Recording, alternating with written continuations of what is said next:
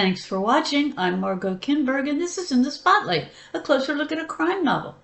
Stories about places like Singapore can be especially appealing because for a lot of people, Singapore is an exotic place, and it's got a fascinating history. Let's take a look at a book set there today and turn the spotlight on Mark Wrightman's Waking the Tiger.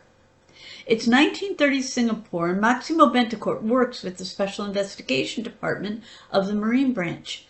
He used to be with the Singapore police, but his work suffered after his wife Anna went missing.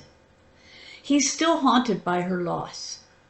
His work is usually confined to matters like checking incoming vessels for contraband and making sure that the vessels follow proper marine policy.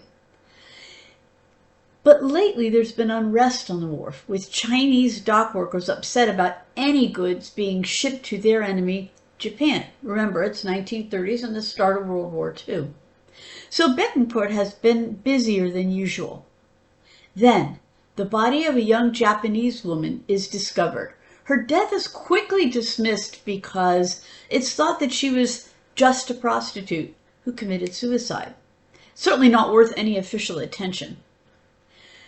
Bentecourt isn't convinced it was a suicide, though, and he begins to ask questions.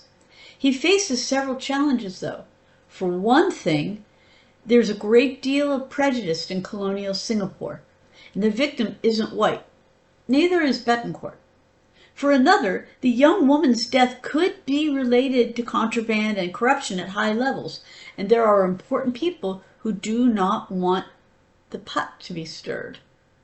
It doesn't help that Bentecourt is also dealing with some issues in his personal life. His parents-in-law and his daughter Lucille blame him for Anna's disappearance, so his family life is fractured. He's got more than his share of bills, too, that haven't been paid, and his regular job does occupy his time. Still, he persists in trying to find out what happened to this young woman. With the help of local pathologist Dr. Evelyn Trevos, Bentecourt finds out the truth. So, what are the elements that hold this novel together? What are the elements that we see in it? There's a strong sense of place and time in the novel. Fascism is on the rise, war is imminent, and Singapore is a crucible for different political and economic factions.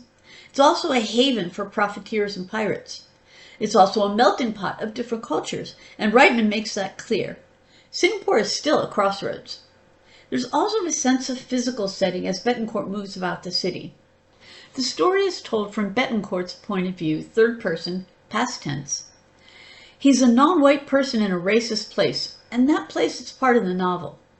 We see that not just in his professional life, but his personal life as well. He's haunted by his wife's disappearance and wants more than anything to find her or find out what happened to her. But at the same time, he knows he has a job to do. He does get overwhelmed, but he gets the job done. Racism isn't the only social issue that Wrightman touches on in the novel. There's also the issue of classism. Singapore is a colonial place. And sexism. That said, though, the focus of the story is on the young woman who is killed. It stays on her death because that is what Bentecourt does.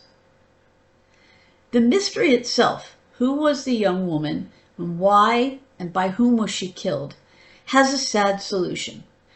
It's connected with larger, darker things that Bentecourt has to untangle as he goes along.